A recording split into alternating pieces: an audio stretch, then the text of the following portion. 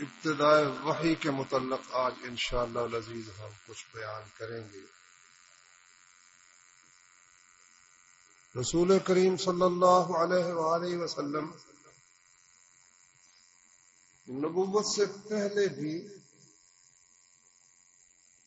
ہر قسم کی آلودگی سے، گندے اخلاق سے پاکیزہ تھے، اور بہترین اخلاق، صدق، امانت، شجاعت اور جتنی بھی اچھی خصلتیں ہیں اللہ نے اپنے محبوب بندے کو عطا فرما رکھی تھی۔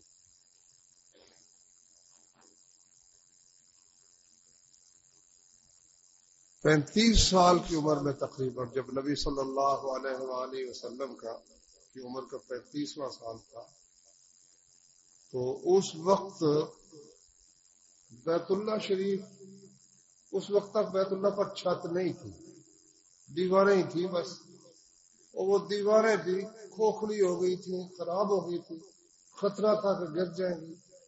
تو قریش نے یہ فیصلہ کیا کہ بیت اللہ کی تعمیر نئے سرے سے ہونی چاہیے۔ انہوں نے پھر یہ طے کیا کہ ایک تو اس میں سود کا پیسہ نہیں لگے گا، اور ایک اس میں کسی بدکار عورت کا پیسہ بدکاری کا نہیں لگے گا، ایک ناحق جو کسی کا مال لیا ہوا ہے وہ بھی اس پہ نہیں لگے گا۔ تو خیر اب انہوں نے کچھ بنیادیں تقسیم، پہلے تو اس کو گرانا، اللہ کے گھر کو گرانا بڑی بات ہے، یہ جرت نہیں کر رہے تھے۔ بہرحال ایک ان میں سے اس نے دعا کی، یا اللہ ہم تیرا گھر بنانا چاہتے ہیں، ہم کوئی تخریب کے لیے نہیں، اس کی تعمیر کے لیے۔ دعا کر کے اس نے ایک پتھر اتارا، کچھ نہیں ہوا، پھر لوگوں نے اس کے پتھر اتار دیے، اور نیچے سے بنیاد نکلی جو ابراہیم علیہ السلام کے زمانے کی تھی، یا اس سے بھی پہلے کی تھی، اللہ بہتر جانتا ہے، کیونکہ ابراہیم علیہ السلام کے متعلق بھی آتا ہے کہ وہ بیت اللہ کی بنیادیں جو تھے ان کو بلند کر رہے تھے، بنیادیں اس سے پہلے بھی موجود تھی۔ تو خیر رحیق المختوم میں ہے کہ انہوں نے پھر قریش نے حصے تقسیم کر دی، اتنا حصہ فلاں قبیلے کا، یہ حصہ فلاں قبیلے کا، یہ حصہ فلاں قبیلے کا۔ پتھر اٹھا اٹھا کے لاتے، اور ایک رومی کاریگر تھا، یہ ظالم دنیا کے کام اس وقت بھی معلوم ہوتا بہت جانتے تھے، رومی انگریزوں کو کہتے ہیں، تو کیونکہ ان کی ہے ہی دنیا میں، اس لیے ان کی زیادہ توجہ اس میں مہارت بھی حاصل کر لیتے۔ وہ تعمیر کرتا تھا اور حصہ سب اپنا اپنا جو ہے بنانے کا، وہ قبیلے اس میں آدمی بھی لاتے تھے، خرچ کا بھی کرتے تھے بندوبست۔ اب پتھر لا رہے تھے، رسول اللہ صلی اللہ علیہ وسلم اس مودے کندھے پر رکھ کر، تو چچا عباس نے کہا، یہ صحیح بخاری میں ہے کہ بھائی یہ تم کندھے پر رکھتے ہو تو یہ پتھر ہے، بھاری ہے، تو کندھا تو زخمی ہو جائے گا۔ کوئی بات نہیں، کوئی حرج نہیں۔ وہ چچا تھا نا، اس نے زبردستی تہ بند اتارا، کیونکہ ان کے نزدیک تو یہ بات ہی نہیں تھی نا بھی ننگا ہونا بھی کوئی بات ہے، جاہل تھے، معاشرہ مشرکین کا معاشرہ، جاہلوں کا معاشرہ۔ اللہ اکبر، اس نے آپ کی تہ بند کھولی اور وہ کندھے پر رکھ دی، لو بیٹے یہاں رکھ کر اٹھا۔ نبی صلی اللہ علیہ وسلم بے ہوش ہو کے گر اتنے حیادار کے گر ہی گئے کہ میری چادر لاؤ، میری چادر لاؤ۔ وہ چادر دی پہنی تو تب جا کر رسول اللہ صلی اللہ علیہ وسلم کو کچھ اطمینان اور سکون ہوا، اس عمر میں بھی، جب یعنی ابھی تک نبی نہیں بنے تھے، لیکن اس وقت بھی رسول اللہ صلی اللہ علیہ وسلم کی پاکیزگی کا اور حیا کا یہ حال تھا۔ صحابہ کرام بیان کرتے ہیں کہ وہ لڑکی جو کہ پردہ نشین ہو، ہمارے ہاں پردہ نشینی چھوڑ کر ہمارے ہاں تو پردے کا بھی نہیں نا، پردہ اور پردہ نشینی یہ عرب کی ایک اصطلاح ہے۔ پردہ تو یہ ہے جو ہماری عورتیں کرتی ہیں، پردہ نشینی کا مطلب یہ ہے کہ وہ اپنی نوجوان بچیوں کے لیے گھر کا ایک حصہ الگ کر دیتے تھے. وہاں مردوں کو جانے کی اجازت ہی نہیں ہوتی تھی نا، مرد وہاں جاتے ہی نہیں تھے. وہ صرف لڑکیوں کے لیے ہے گھر کا ایک حصہ، وہاں وہ بچیاں جو ہے جوان بچیاں وہاں رہیں گی. اس کو کہتے تھے یہ پردہ خضر، ذات الخضر ہے، پردہ نشین لڑکی ہے. کہا کہ پردہ نشین لڑکی بھی اتنی حیادار نہیں ہوتی جتنی محمد رسول اللہ صلی اللہ علیہ وسلم باحیا، بہت ہی باحیا. یعنی اس وقت بھی، اور اس وقت بھی شرک سے بیزار تھے نبی کریم صلی اللہ علیہ وسلم. کچھ اور لوگ بھی تھے شرک سے بیزار. ایک ان میں تھے زید بن عمرو بن نفیل، اور اسی طرح ورقہ بن نوفل تھے، اور دو چار کا ذکر آتا ہے. وہ کہتے تھے بھائی یہ بت پرستی کیا ہوئی، لیکن ان کو آگے یہ علم نہیں تھا کہ ہم پھر اللہ کی عبادت کریں تو کس طرح کریں. وہ جو دین ابراہیم تھا اس کے آثار اور نشان مٹ چکے تھے. وہ جو سمجھدار لوگ تھے وہ یہ تو کہتے تھے بھئی یہ وہ دین نہیں ہے جو صحیح دین ہے. چنانچہ زید بن عمر بن نفیل رضی اللہ، یہ رضی اللہ ہی ہم کہیں گے، یہ اس کو کہتے ہیں یہ حنفاء میں سے تھا، حنیف تھا. دو یہ دوست تھے، ایک ورقہ بن نوفل تھے اور ایک یہ تھے زید بن عمر بن نفیل. ورقہ بن نوفل تو گئے اور جا کر شام میں انہوں نے نصرانی مذہب قبول کر لیا، عیسائیوں. زید بن عمر بن نفیل وہ یہودیوں کا بھی انہوں نے معاملہ دیکھا، عیسائیوں کا بھی دیکھا، کہا نہیں یہ بھی نہیں ٹھیک. اب کہتے ہیں کہ وہ کعبے کے پاس بیٹھ جاتے اور قریش سے کہتے ہیں لوگوں اللہ کے بندو، اللہ کی قسم میرے سوا دین ابراہیم پر تم میں سے کوئی بھی نہیں کہ یہ بکرا جو ہے اللہ نے پیدا کیا، گھاس اس کے لیے اللہ نے پیدا کی، پانی اللہ نے پیدا کیا، اور تم ان کو ان بتوں کے نام پر آستانوں پر نظر نیاز کے لیے چڑھا دیتے ہو. کیسا غلط کام کرتے ہو. پھر سیرت کی کتابوں میں ہے کہ وہ سجدے میں گر جاتا اور کہتا یا اللہ مجھے معلوم نہیں میں تیری بندگی کروں تو کس طرح، یہ مجھے یقین ہے کہ تیرے سوا عبادت کے لائق کوئی نہیں، مگر مجھے یہ خبر نہیں ہے، میں جانتا نہیں ہوں کہ میں تیری عبادت کروں تو کس طرح کروں. یہ تھی وہ ضرورت جس کے لیے اللہ نے حضرت محمد صلی اللہ علیہ وسلم کو مبعوث فرمایا. دیکھو نا کچھ لوگ ایک لفظ کے ترجمے میں کہتے ہیں یہ گستاخ ہے، ترجمہ غلط ہے، ہم ترجمہ کر کے آپ کو بتاتے ہیں. مثلا وہ سورت ہے نا سورہ والضحیٰ، والضحیٰ قسم ہے دوپہر کی، واللیل اذا سجا قسم ہے رات کی جب چھا جاتی ہے، ما ودعک ربک وما قلی نہ تیرے رب نے تجھے چھوڑا نہ تجھ سے دشمنی کی، وللآخرۃ خیر لک من الاولی بعد میں آنے والا ہر وقت آپ کے لیے پہلے وقت سے بہتر ہے، ولسوف یعطیک ربک فترضی تجھے تیرا رب اتنا کچھ عطا کرے گا کہ تو خوش ہو جائے گا. پھر اللہ نے اپنے کچھ احسان یاد دلائے. الم یجدک یتیما فآوی، کیا تو یتیم نہیں تھا؟ اللہ نے تجھے پناہ عطا فرمائی، جگہ دی، پہلے دادے نے پرورش کی، پھر ابو طالب جیسی شفیق ہستی کو نبی کریم صلی اللہ علیہ وسلم کے لیے ان کے دل میں بے پناہ محبت داخل کر دی. اس کے بعد خدیجہ نے اپنے جو کچھ ان کی محبت تھی وہ بھی قربان کی، جو مال تھا وہ بھی سارے کا سارا اپنے یعنی تاج جو سرتاج تھے ان پر قربان کر دیا. اس لیے اللہ نے فرمایا الم یجدک یتیما فآوی. آگے کیا ہے ووجدک ضالا فہدی. اب اس کا ترجمہ کرو.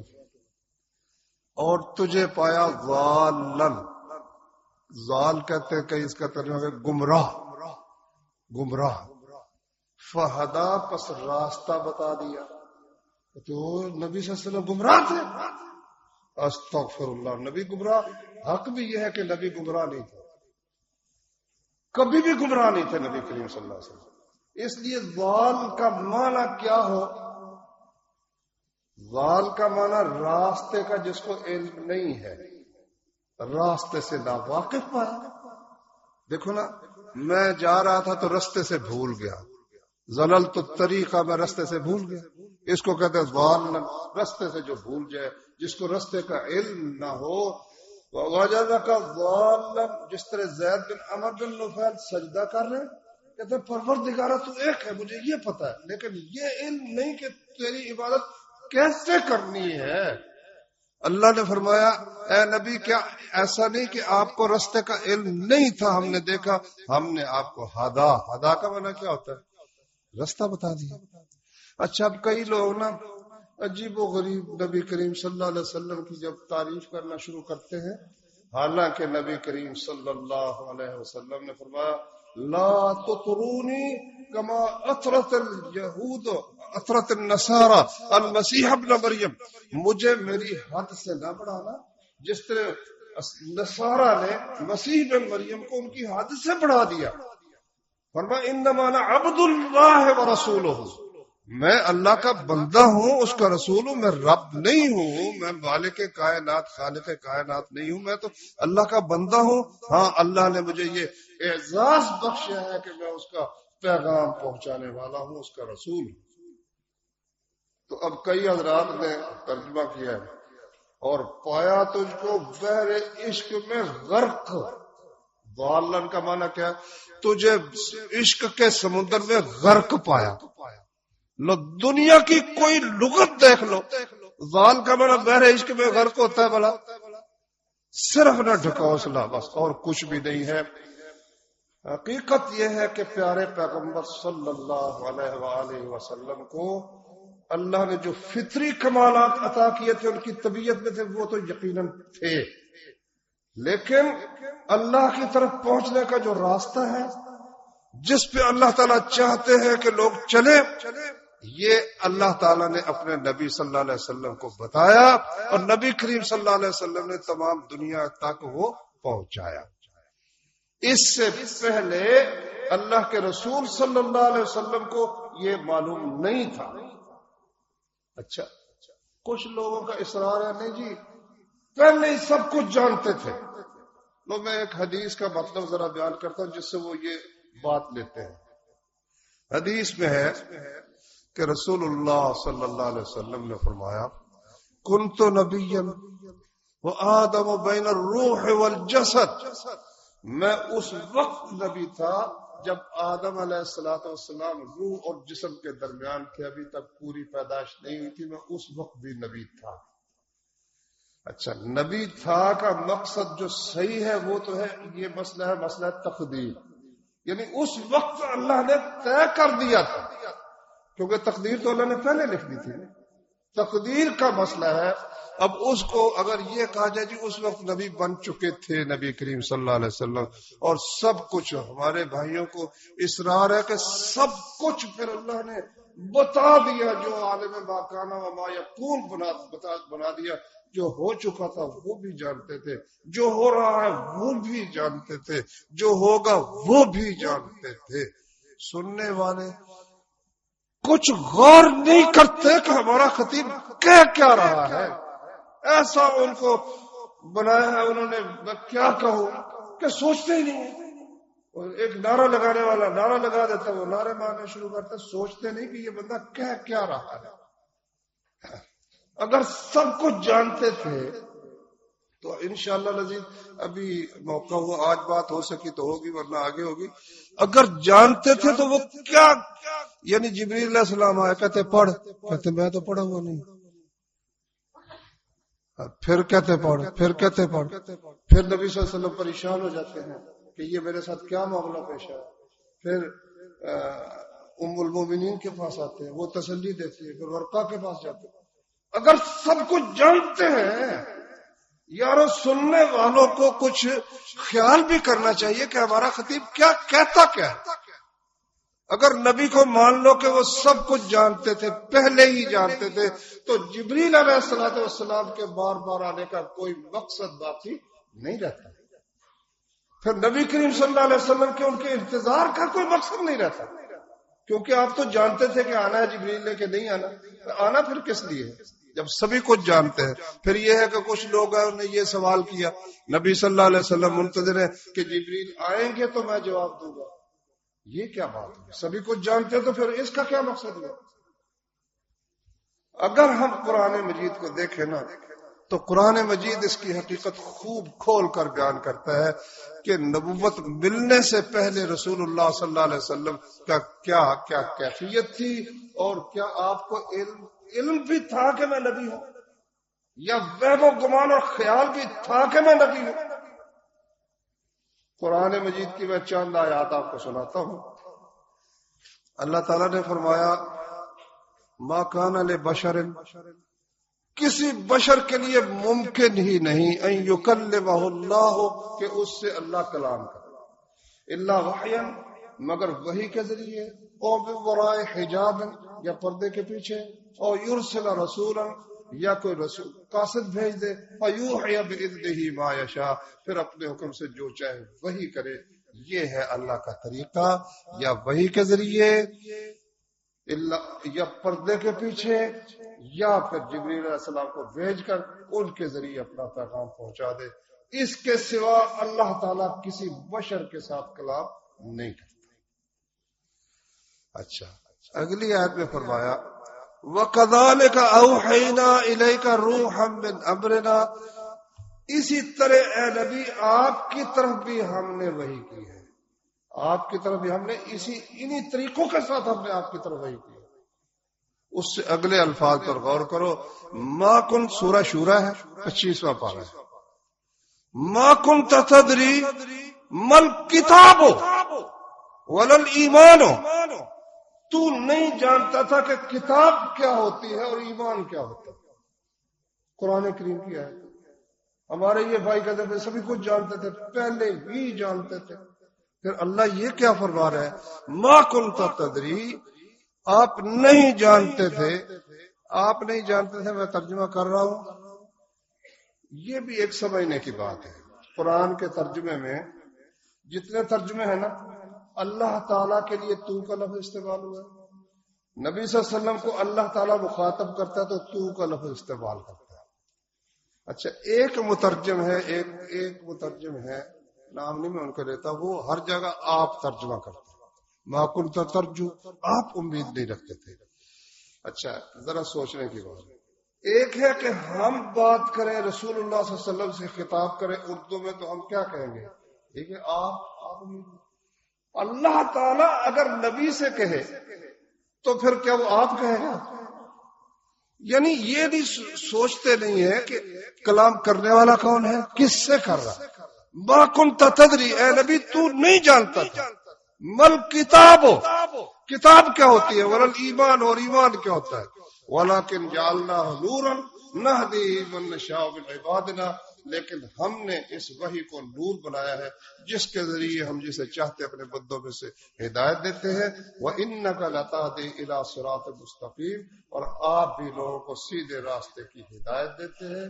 ہدایت دینے کا مطلب کہ ان کو سیدھا راستہ بتاتے ہیں، لیکن وہ منزل مقصود پر پہنچا دینا، قبول کرنے کی توفیق عطا کر دینا، یہ آپ کے بس کی نہیں بات. کیونکہ یہاں فرمایا اِنَّكَ لَتَهْدِي، آپ ہدایت دیتے ہیں.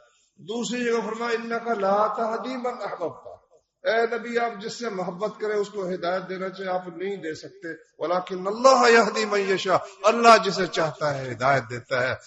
نبی جو ہدایت دیتا ہے وہ رستہ بتانے کی حد تک ہے، لیکن اس رستے پہ چلا دینا، منزل مقصود پر پہنچا دینا، یہ کام میرے پاک پروردگار کے ہاتھ میں ہے. کسی اور کے ہاتھ میں اگر ہوتا تو نوح علیہ السلام کا بیٹا کبھی وہ جہنم میں نہ جاتا، ابراہیم علیہ السلام کا والد جہنم میں نہ جاتا، محمد رسول اللہ صلی اللہ علیہ وسلم کا شفیق چچا ابو طالب جہنم میں نہ جاتا. تو یہ سورہ شورى کی اخیر بھی آیتیں ہیں. دوسری جگہ اللہ تعالیٰ نے فرمایا 21واں پارہ ہے، سورۃ العنکبوت ہے، وَمَا كُنْتَ تَتْلُو من قبلہ من کتاب ولا تخطہ بیمینک اذا لارتاب المبطلون، اس سے پہلے آپ نہ تو لکھا ہوا پڑھ سکتے تھے اور نہ ہی لکھ سکتے تھے، نہ پڑھنا جانتے تھے، نہ لکھنا جانتے تھے۔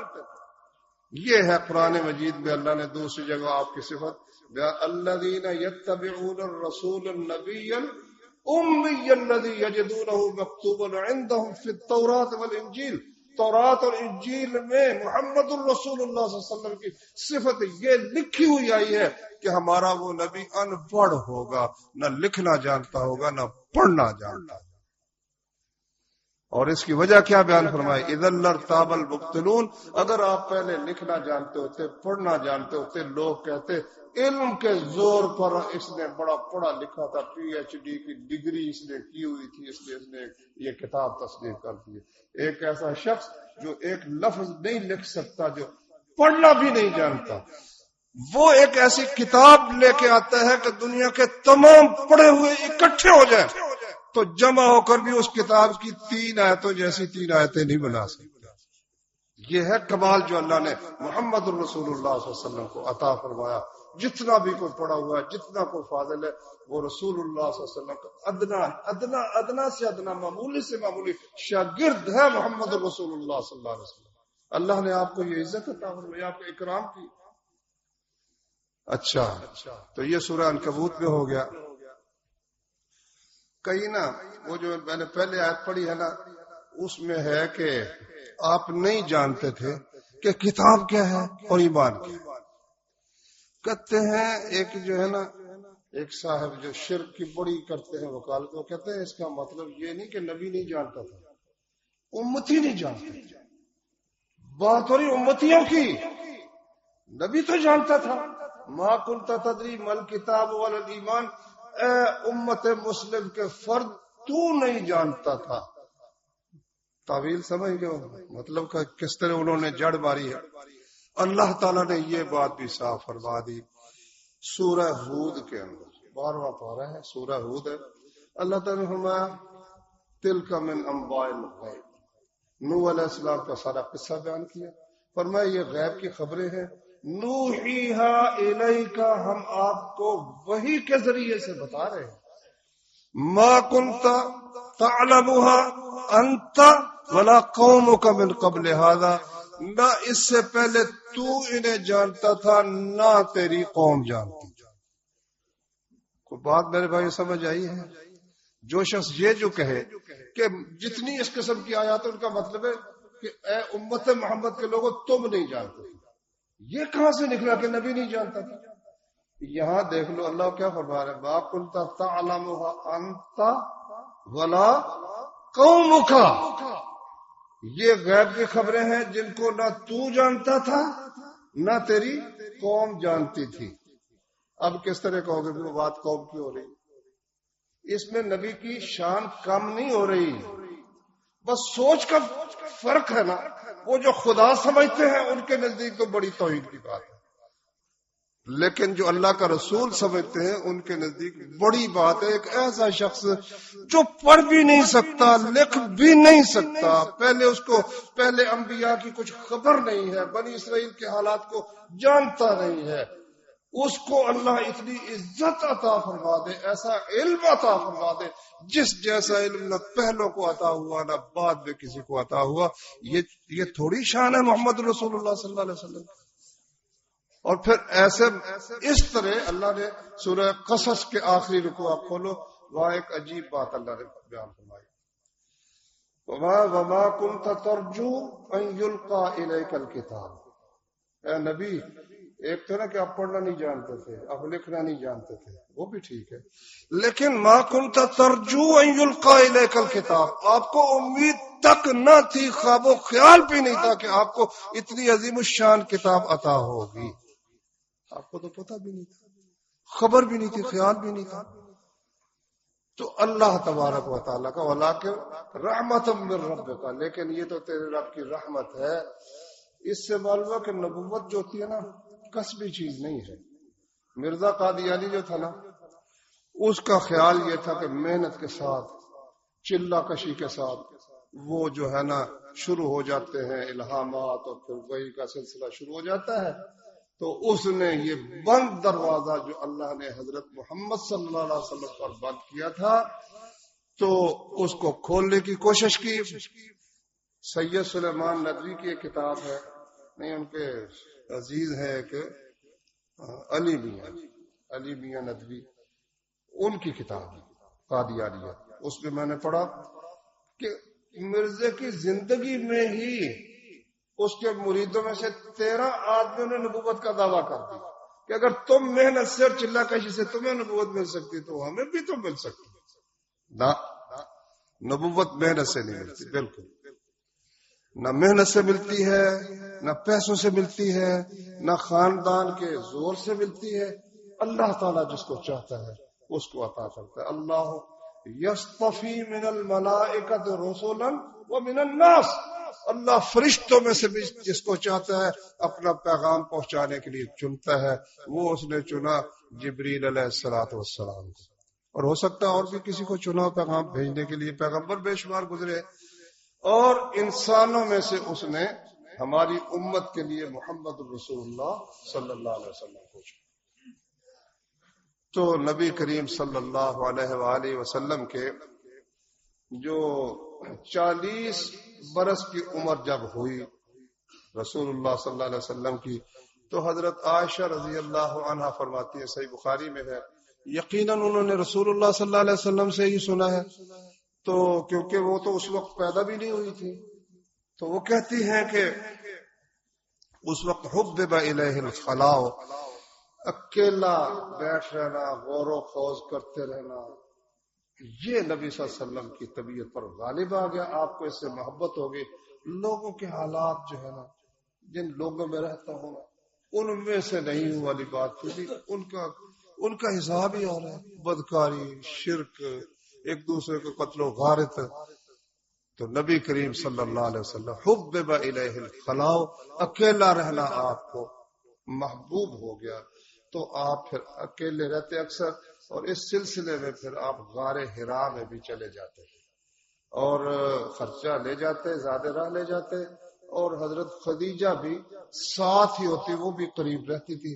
تو وہاں جس طرح اللہ جو آپ کو سمجھ آتی ہے، اللہ کی عبادت کرتے رہتے، یتحنس، اللہ کی عبادت کرتے رہتے. اور جو کوئی وہاں سے گزرتا، یہ غار حرا 2 میل کے فاصلے پر ہے، کوئی بہت زیادہ چڑھائی نہیں ہے، کوئی آدھے کو گھنٹے کی چڑھائی ہے، اس کے قریب ہے. آسان ہی رستہ، اب تو بہت آسان ہو گیا ہے. یہ تقریباً 6 فٹ لمبی ہے غار، اور 1.25 فٹ کے قریب چوڑی ہے. تو ایک بندہ وہاں یا 2 بھی بیٹھ سکتے ہیں. لیکن یہ یاد رکھیں، یہاں سے جو حضرات جاتے ہیں نا عمرے کے لیے، حج کے، وہ جا کر وہاں نفل پڑھتے نہ.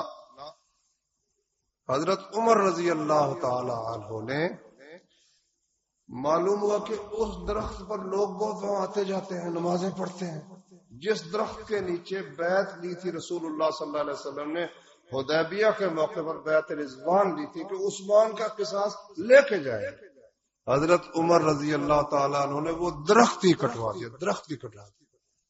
اسی طرح انہوں نے فرمایا کہ کچھ لوگ اس طرح کرتے تھے کہ جس جگہ رسول اللہ صلی اللہ علیہ وسلم نے نماز پڑھی ہے نا، وہاں خاص طور پر دیکھو، لوگوں پہلے انبیاء کی امتیں اسی طرح برباد ہوئی. اگر وقت آیا تو وہاں پڑھ لو، لیکن ڈھونڈتے مت پھرو کہ یہاں نبی صلی اللہ علیہ وسلم نے نماز پڑھی تھی، یہاں پڑھی تھی. وہ جگہ صرف مقصد یہ ہے کہ 3 ہے جن کی طرف سفر کر کے جانا.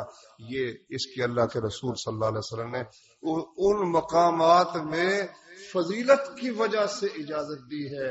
ایک بیت اللہ شریف، ایک مسجد نبوی، اور ایک بیت المقدس. یہ 3 جگہ. تو رسول اللہ صلی اللہ علیہ وآلہ وسلم اللہ کی عبادت جس طرح اللہ تعالیٰ نے آپ کو سمجھ دی ہوئی تھی کرتے تھے. تو یہ ہے الرحیق المختوم، اور سیرت کتابوں میں لکھا ہے کہ جو لوگ وہاں سے گزرتے ان کو کھانا شانا بھی کھلاتے. حضرت خدیجہ بھی بڑی فیاض خاتون تھی، اور نبی کریم صلی اللہ علیہ وسلم کی تو انہوں نے شان بھی بیان کی کہ تقر الضیفہ، مہمان نوازی کرتے ہیں. وہاں سے جو گزرتا اس کو نبی صلی اللہ علیہ وسلم اس کی خدمت بھی کرتے. تو وہاں رہتے تھے. مولانا صفی الرحمان صاحب جنہوں نے الرحیق المختوم لکھی ہے، وہ کہتے ہیں کہ احادیث سے معلوم یہ ہوتا ہے کہ سال میں 1 مہینہ آپ وہاں ٹھہرتے تھے. یہ اعتکاف آپ کا 1 مہینہ تھا. تو یہ تھا تقریباً 3 سال تک ایسا ہوتا رہا کہ آپ ماہ رمضان میں وہاں اعتکاف کرتے تھے اور پھر واپس آ جاتے تھے. تو یہ 6 مہینے ایسے گزرے 40 سال کی عمر کے بعد کہ نبی کریم صلی اللہ علیہ وآلہ وسلم رات جو خواب کی صورت میں، یعنی وحی کی ابتدا خواب کے ساتھ ہو، سچے خوابوں کو، جو کچھ رات دیکھتے صبح کو اس طرح سامنے آ جاتا جس طرح صبح روشن ہو جاتی ہے نا، سب کچھ بالکل نظر آنے لگتا ہے، ایسے ہی جو کچھ رات دیکھا ہوتا صبح اسی طرح نمودار ہو جاتا. اور فرمایا میں اب بھی اس پتھر کو جانتا ہوں جو مجھے سلام کہا کرتا تھا. اس وقت اس قسم کی نشانیاں ظاہر ہونی شروع ہو گئی رسول اللہ صلی اللہ علیہ وسلم کے سامنے. تو قرآن مجید کو اگر دیکھیں تو اس سے معلوم ہوتا ہے کہ وحی کا نزول، جو قرآن کا نزول شروع ہوا یہ ماہ رمضان میں ہوا، کیونکہ شہر رمضان الذی انزل فیہ القرآن. اور قرآن مجید سے یہ بھی معلوم ہوتا ہے کہ قرآن مجید کا نزول لیلۃ القدر میں شروع ہوا، انا انزلناہ فی لیلۃ القدر.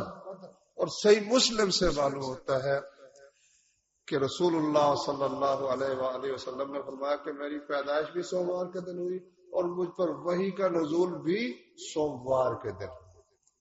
تو اس لحاظ سے مصنفین یہ بیان کرتے ہیں کہ یہ ماہ رمضان تھا، سوموار کا دن تھا، اور 21ویں رات یا وہ 14ویں بنتی ہے، سوموار بنتا ہے یا 7 کو بنتا ہے یا 14 کو بنتا ہے یا 21 کو بنتا ہے یا 28 کو بنتا ہے. تاریخ ہوتا ہے نا حساب، وہ ایک ہے تقویم ایسی، اس سے پچھلے سارے کئی سالوں سینکڑوں سالوں کا بھی حساب لگ جاتا ہے فلاں دن کیا تھا. تو نبی صلی اللہ علیہ وسلم کی احادیث سے معلوم ہوتا ہے کہ یہ لیلۃ القدر آخری عشرے میں اس لحاظ سے وہ 21ویں رات کی جب رسول اللہ صلی اللہ علیہ وسلم اللہ اللہ کر رہے تھے جس طرح اللہ تعالیٰ نے آپ کو سمجھ دی ہوئی تھی. تو فرشتہ آپ کے پاس آیا، جبریل علیہ الصلوۃ والسلام آئے تو آ کر انہوں نے کہا اقرأ، پڑھ. فرمایا ما انا بقارئ، میں تو پڑھا ہوا نہیں ہوں. کہتے فاخذنی فغطنی، فرشتے نے مجھے پکڑا اور مجھے خوب دبایا، حتی بلغ من الجہد، یہاں تک کہ میرا سارا زور ہی لگ گیا، پورا زور لگا دیا. پھر اس نے چھوڑا، کہتا ہے اقرا، پڑھ. قلت ما انا بقارئ، میں نے کہا میں تو نہیں پڑھا ہوں. اس نے پھر پکڑا اور مجھے دبایا، حتی بلغ من الجہد یا جہد، یہاں تک کہ میرا سارا زور پھر لگ گیا. پھر اس نے چھوڑ دیا، کہتا پڑھ. قلت ما انا بقارئ، تیسری دفعہ. اچھا ہمارے دوست اور مہربان بھی کیسے ہیں، کہتے ہیں فرشتے نے کہا اقرا، پڑھ. نبی پاک نے فرمایا ما انا بقارئ، نہیں پڑھتا. ماشاء اللہ، نہیں پڑھتا. یہ وہ لوگ ہیں جو در حقیقت نبی کو نبی نہیں سمجھتے رب بھی تھا.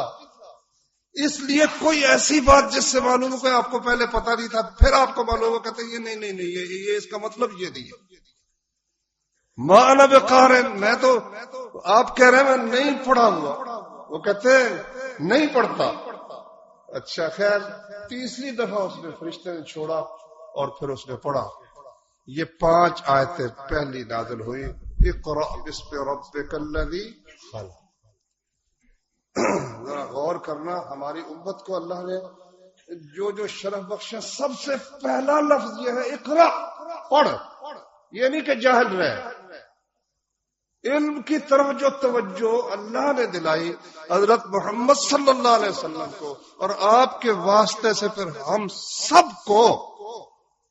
اب اگر ہم نہ پڑھیں، یہ جو دوسری قومیں ہیں نا، کوئی کہتے 100% تعلیم ہے وہاں، کوئی کہتا جی 80% ہے کسی. ہمارے یہاں اللہ جانتا پتہ نہیں 5% بھی ہے کہ نہیں ہے، کہ 10% بھی ہے کہ نہیں. اللہ کا پہلا حکم کیا ہوا؟ اقرا، پڑھ. مگر کس کے ساتھ پڑھ؟ بس چلانے لگا ڈرائیور، کہتا ہے یا پیر استاد. ہے بے وقوف جاہل، تجھے تیری اس بس کو تجھے پیر استاد نے پیدا کیا، تو اس سے بڑا جاہل کون ہوگا؟ اللہ فرماتے ہیں اقرا بسم ربک، اپنے رب کے نام کے ساتھ پڑھو. ہر کام کی ابتدا کس کے ساتھ ہونی چاہیے؟ اپنے رب کے نام کے ساتھ. رب کون؟ ایک پہلے تو لفظ رب پر غور کرو. جو پالتا ہے، پالتا ہے، زمین کی آغوش مہیا کرتا ہے، آسمان کی چھت مہیا کرتا ہے، کھانے کو دیتا ہے، پینے کو دیتا ہے، آنکھوں میں اس نے روشنی رکھی ہے، کانوں میں روشنی رکھی ہے. بندہ کیا کیا بیان کرے اس پاک پروردگار ہر لمحے کس طرح سے ہمارے دل کی دھڑکن ہی بند ہو جائے. قصہ تمام ہے. دل کی دھڑکن کو اس نے جاری رکھا ہے، خون کی گردش اس نے جاری رکھی ہے. سبحان اللہ. بندہ کیا کیا بیان کرے. تو پہلی صفت یہ بیان فرمائی اپنے رب کے نام کے ساتھ پڑھ. الذی خلق، جس نے پیدا کیا. پیدا کرنے میں اور کسی کا کوئی دخل، کسی داتا کا، کسی دستگیر کا، کسی مشکل کشا کا، کسی گنج شکر کا، کسی گنج بخش کا. اللہ قرآن میں کہتا ہے لوگوں تمہیں مثال بیان کی جاتی، غور سے سنو. سورہ حج کا آخری رکوع ہے. وہ لوگ جنہیں تم اللہ کے سوا پکارتے ہو، میری حاجت پوری کر دے، مجھے بیٹے دے دے، ایک مکھی پیدا نہیں کر سکتے. ایک مکھی پیدا نہیں کر سکتے. اگرچہ سب جمع ہو جائے، پوری کائنات جمع ہو جائے، ایک مکھی نہیں پیدا کر سکتے. اور مکھی ان سے کوئی چیز چھین کے لے جائے وہ واپس نہیں لے سکتے. جو مانگ رہے یہ بھی کمزور، جس سے مانگ رہے وہ بھی کمزور، جو مانگ رہا ہے وہ بھی ڈوبنے والا، جس سے مانگ رہا ہے وہ بیچارہ بھی ڈوبنے والا. اب ڈوبنے والے کا بازو کیسے پکڑے؟ اللہ نے فرمایا پڑھ اپنے رب کے نام کے ساتھ جس نے پیدا کیا. خلق الانسان من علق. انسان کو اس کی حیثیت یاد دلانے کے لیے کہ اپنی حد سے بڑھ نہ جائے اور زمین پہ ایسے نہ چلے کہ جیسے زمین کو پھاڑ دے گا. انک لن تخرق الارض، تو زمین نہیں پھاڑ سکتا جتنا مرضی کر لے. ولن تبلغ الجبال طولا، تو پہاڑوں جیسا اونچا بھی نہیں ہو سکتا. تو آرام سے انسان بن کے چلا. اس لیے فرمایا خلق الانسان من علق، جمے ہوئے خون سے. اس میں ساری وہ تفصیل خود بخود. ایک نطفے سے، ناپاک نطفے سے، اور گندے نطفے سے جس کو حقیر سمجھا جاتا ہے، ایک حقیر قطرے سے، پھر جمے خون سے، پھر ایک بوٹی بن گئی، پھر ہڈیاں بن گئی، اس پہ گوشت پوست چڑھ گیا، پھر وہ ماں کے شکم سے دنیا میں آ گیا. یعنی سب سے کمزور، زیادہ مدت تک انسان کا بچہ جتنی مشکل سے پلتا ہے اتنا تو کوئی بھی نہیں. مرغی کا بچہ نکلتا ہے، نکلتے ہی چگنے لگ جاتا ہے. ہاں جی، بھینس کے بچہ ہے، گائے کا بچہ ہے، بکری نکلتے ہی وہ پٹھے کھانے شروع کر دیتا ہے. تو اس انسان کو اللہ نے جمع و خون سے بنا. اقرا وربک الاکرم، پڑھ اور تیرا رب سب سے زیادہ عزت والا ہے. اللہ سے زیادہ کسی کی عزت نہیں کرنی. اللہ سے زیادہ کسی کی عزت نہیں کرنی. وہ مشہور ہے، ایک مقولہ کہتے ہیں کہ بیچارہ چلا گیا کسی پیر صاحب کے پاس، تو جا کر اس نے پوچھا یہ فلاں صاحب کدھر ہے؟ بے وقوف. کیا بے وقوف؟ تم کو حضرت علامہ فلانا. اچھا. اب اس نے سمجھانے کے لیے کہتا ہے یار میں اذان کا مجھے بڑا شوق ہے، اللہ کے لیے مجھے اذان کا موقع دے دو. لے لیا. کہتا ہے اشہد اللہ اللہ اشہد ان سیدنا و مولانا و حضرت صاحب 5-7 لگو محمد الرسول اللہ. وہ سب مارنے کو دوڑے. انہوں نے کہا کیا بات ہے بھائی؟ کہتے یہ کہاں سے ہے؟ کہتے یار میں نے پیر کو لقب کے بغیر بلا دیا، تم نے میری جان کھا لی. اللہ کے رسول سے بڑھ کر بھی کوئی ہے، ان کے ساتھ میں نے لقب لگا دی تو کیا ہو گیا؟ واللہ ہم لوگ نا بہت تکلف میں پڑ گئے. اللہ سے زیادہ عزت والا کوئی نہیں. ربک اللہ سب سے زیادہ عزت، سب سے زیادہ عزت دل میں، سب سے زیادہ محبت دل میں، سب سے زیادہ خوف دل میں اس ذات پاک کا ہونا چاہیے، اللہ تبارک و تعالیٰ کا ہونا چاہیے. الذی علم بالقلم، جس نے قلم کے ساتھ سکھایا. یہ انسان کی ایک عطا ہے انسان کو جو ہوئی ہے. دیکھو آپ بندر کو کوئی چیزیں سکھا دیتے ہیں، کتے کو بھی شکار سکھا دیتے ہیں اور کئی چیزیں سکھا دیتے ہیں، مگر اول تو یہ ہے کہ اگلی نسل جو اس کی چلے گی نا وہ بالکل پھر اسی ڈگر پہ چلی جائے گی جو اس کے باپ کی تھی. ہزاروں سینکڑوں لاکھوں برس ہو گئے. جس طرح سے بطخ، پہلی بطخ پانی پہ تیرتی تھی، آج بھی بطخ اسی طرح سے پانی پر تیر رہی ہے. کوئی اس میں ترقی نہیں ہوتی. پرندہ جس طرح اڑتا تھا اسی طرح اڑ رہا ہے. وہ گھونسلہ جس طرح بناتا تھا وہ درختوں کے ساتھ، اس میں بھی بڑی کاریگری ہے، کوئی شک نہیں، لیکن وہ اسی طرح بنا. مگر انسان کو اللہ نے یہ خوبی عطا کی کہ وہ جو کچھ اس کو علم تجربے سے حاصل ہوتا ہے اس کو قلم بند کر دیتا ہے، لکھ دیتا ہے، لکھ کر اگلی نسل کے لیے محفوظ کر دیتا ہے. اگلی نسل پھر اس سے اپنے تجربے میں مزید اضافہ کرتی ہے. پہلے اگر وہ لکڑی کے ساتھ روشنی کرتا تھا، پھر شمع کے ساتھ موم کے ساتھ شروع ہو گیا، پھر لالٹینیں تیل کے دیے بن گئے، پھر لالٹینیں بن گئی، پھر جناب بجلی آ گئی. اب بجلی کے پہلے ہوتا تھا وہ 100 واٹ کا بلب ہوتا تھا، اب 10 واٹ کا ہی روشنی کرتا چلا جا رہا ہے. آگے اللہ تعالیٰ بہتر جانتا ہے کیا کچھ بنے گا. پہلے انسان پیدل چلتا تھا، پھر گھوڑوں گدوں پہ ہو گیا، پھر جناب سائیکل بن گیا، اس کے بعد گاڑیاں بن گئی، اس کے بعد ہوائی جہاز بن گیا. اب اللہ تعالیٰ بہتر جانتا ہے کہ آگے کیا کچھ پیدا ہوگا. یہ سب نتیجہ ہے پچھلے تمام قوموں کے علوم کے قلم کے ساتھ محفوظ ہونے کا. اس لیے اللہ نے اپنا احسان پہلی وحی میں یہ بتایا، الذی علم بالقلم. اگر قلم نہ ہوتا تو آج قرآن مجید اس طرح کے اس کا ایک شوشہ بھی جو ہے نا اس میں تبدیلی نہیں، بڑی مشکل بات. تو یہ اللہ کا ہم پر احسان ہے سارے انسانوں پر، صرف امت مسلمہ پر نہیں، کہ انسان خلق الانسان من علق. اقرا وربک الاکرم الذی علم بالقلم علم الانسان ما لم یعلم. انسان کو وہ کچھ سکھایا جو وہ نہیں جانتا. اللہ تعالیٰ سمجھنے کی، عمل کرنے کی توفیق عطا